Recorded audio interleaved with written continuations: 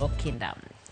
Kawachako ni kodong mana seche manok kende to odiochieng' makiny mar Rawere mag Gen Z chano bago ng'anyo mar paro jowetegi manowito ngimagi kokalo kuom obila ng'anyo ma higa mokalo.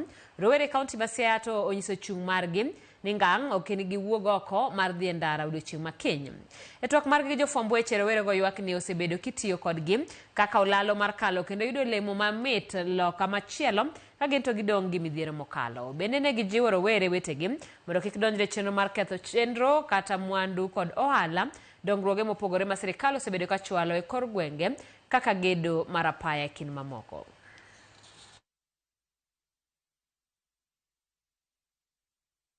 Onge. Onge mama moti kata jaduong' kata na baba moti mibrenjo no nego. Ng'ami bro nego en kijana. Omiyo wan kaka jande kumineno wakudre kaka no kumineno wachokre ka. Wan kaka Victor koyo kijana mora mora. Nikini kata ka ng'anyo chakre kene ok nyalo donjo ng'anyo no.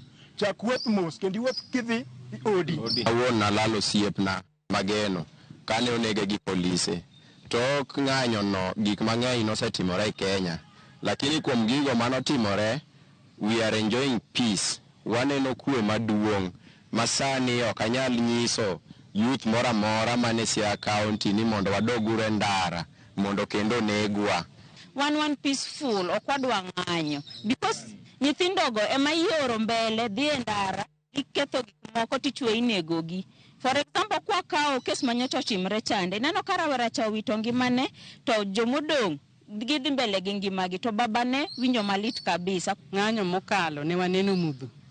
Nyithindo nobiro manoketho gikwa manohadho rech maneno timre nadi. Ne waringi chiro makata an tienda notur nyaka sani. An gi ng'ol kaini wach ma ng'anyo. To ng'anyo mokalo ne notimre kod ji mandara ne nowang', gik moko noketh, nogo ji Siaya ka. Ma nyathi moro achiel ma japlamba noneg. Joji oseriwre maber ma dhano tiyo kamoro achiel. Gi ng'ata tiyo gi nyawadi kamoro achiel. Iseche gi ka ng'udhi e ng'anyo.